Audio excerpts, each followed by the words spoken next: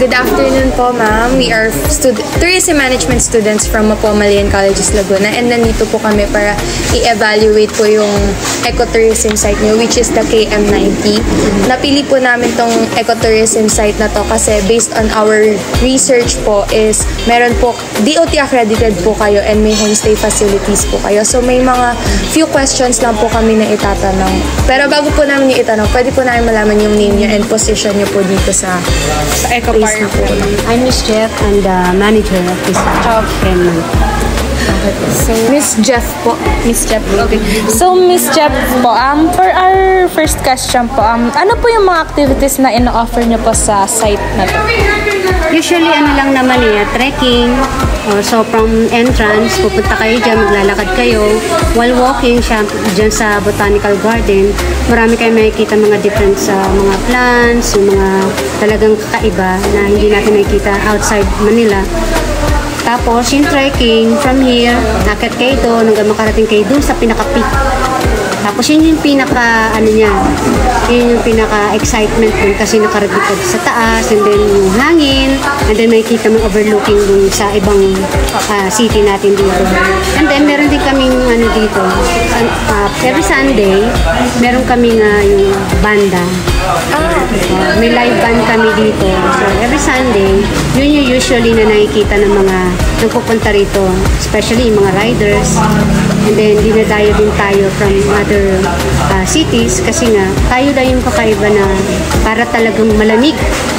Yan siya, yung little baggy talaga siya na parang akala mo yung hindi nagbabago yung klima, lalo na yung pag kasi yung pinaka nito, dinadayo nila. Especially po pag mga 4 to 6. Yes, okay. At saka yung weather kasi is dalawa lang talaga. Umuulan, nagpapag. Napakabihira nito na very sunny day. Yan ang pinaka-highlights nito. Thank you, ma'am. Can you describe po the infrastructures and facilities na available po dito sa Eco Park nito? Meron kami mga hotels, meron kaming tipi, meron kami mga pyramids dyan. So, yung sa tipi, yan yung pwedeng mag-check-in yung mga couples, yung mga rider, o kaya ginabi na sila, pwede sila mag-check-in for 24 hours. And then, meron din kaming pyramid na good for 3 to 4 packs yun. So, parang ganun din. Kung halimbawa, medyo ginabi na kayo sa daan, anytime pwede kayo Pero, walk-in yun. Walk-in, pero kasi po-closing kami mga until 7 or 8. 7 or 8 ba? No, kasi pag may naka-dining pa, so nag-aantay pa kami. So, pwede kayo mag-walk-in. Then, meron din kaming hotel na 3 rooms na mas marami ma-accommodate doon. Then, meron din big house na hanggang 20 persons pwede ma-accommodate. And then, pwede rin kayong dito sa taas. May tent pitching din kami sa taas. May campsite din kami. Bawa, gusto nyo ng tent, ka-campsite kayo dyan. Meron kami din sa taas. May swimming din sa baba.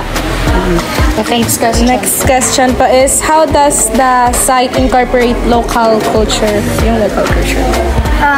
Usually, parang lang naman inaano lang namin yung weather, tsaka yung ng Baguio. Little Baguio po. Little Baguio lang naman. Talaga. Yun lang naman yun. Yung weather, kasi importante kasi pag labas ka na ng Manila, sobrang init. Apo. So dito medyo cozy dito siya. Iba yung ambience. Ambience niya is cool. Tapos parang pagdating pa ng mga August, para kang nasa ibang bansa, talagang nag-smoke pati Especially pag December po. Nag-smoke talaga yung bibig mo habang nagsasalita. Parang kakaibang bansa yung pinuntahan mo. Yun yung pinaka-ano doon. Maganda. Ano naman pong mga services yung ino-offer nyo po sa mga visitors na pumupunta dito? Usually yan, dining, tapos nga yung accommodation, tapos yung pagkakit sa peak, tapos meron din kami minsan nag-guide sa kanila pababa, yan, sa fish pond, sa may lagoon, ganun. Pero mag-a-add kami some other kasi marami pa kami infrastructure na naka-hold pa sa ngayon kasi kailangan namin pa ng mga funds para ma-accommodate din namin iba. Kasi marami nagre-request na magkaroon kami ng mga convention, ng mga hall. So far, meron kami dyan. Kaya lang hindi pa namin siya inumpisan. Magpaparegister pa kami sa Department of Tourism. So, naantay lang namin yung email nila para kami ng process ng mga Event po. Ano pong klaseng event po? meron din mga conference, ganun. O ano-ano, yung from the government activities. May event hall po kayo or place na Meron. Yan, yung katulad ng pavilion sana, tsaka yung sa kabila, inaayos namin. Marami pa kaya lang, sa ngayon, hindi mo na siya kasi under renovation. Under renovation pa. So, para for safety, hindi namin pwedeng accommodate agad. So, yun. So, ano naman po yung mga standards and guidelines po na pina-follow nyo para ma-maintain po yung ecotourism status ng site natin? Unang-una, hindi kami nagpuputol ng puno. Bawal din kami magpapitas ng puno.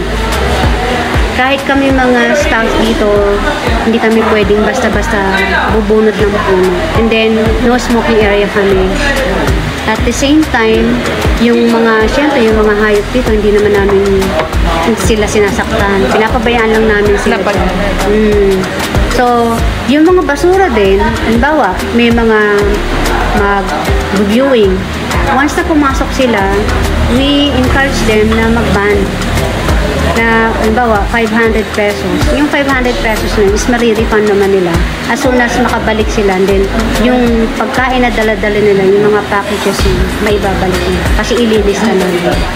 Para lang ma-preserve natin yung ng nature. Kasi basura is, harmful yan talaga sa paligid. So, yun yung isa sa ini-implement na namin ng dahan-dahan.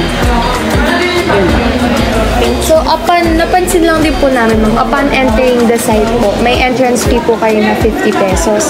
So, yung 50 pesos po ba, parang napupunta po ba siya lahat sa maintenance ng place or may iba pa po siyang pinaglalaan? Actually, lang, para talaga sa maintenance ng ground. Kasi mahirap i-maintain yung buong ground sa 3,500 square meters. Especially, ang dami niyo pong plants. Tsaka yung magwawalis niyan, yung nagtitrim, yung gardener namin. Yan na nagme-maintain yung pool. Since yung tubig namin, yung gagaling pa yun sa bukas sa bundok pababa. So, hindi kami nag-ano ng tubig. Sustainable din naman po yung gamit yung tubig sa pool. Talagang binigay ng nature, talagang meron. Talagang lahat po dito natural, no? Natural na natural. Bukod lang din po yung entrance fee po sa pool. Tsaka sa... So, kasi yon minsan, meron kasi kami na encounter, nagbayad lang siya ng 50. So, automatic nag-swimming siya, wala naman siyang swimsuit attire. So, di ba, isa sa requirement, you should have proper swimsuit attire. So, inadala lang namin para aware sila na kung swimming sila, dapat meron silang daladalang swimsuit. Para safety din. Okay. Kasi nga, masabit siya doon na pinulikat dahil naka-pants. So, yun yung inaalaw namin na. Kaya meron siyang fee for swimming at saka sa pag-entrance. Maintenance din. So, yun lang naman po, ma'am, yung mga questions namin. Thank you so much Thank you so much for sa time po. Interview pala. Pwede mo magpa-picture as a group po for documentation. Okay. Thank you, ma'am.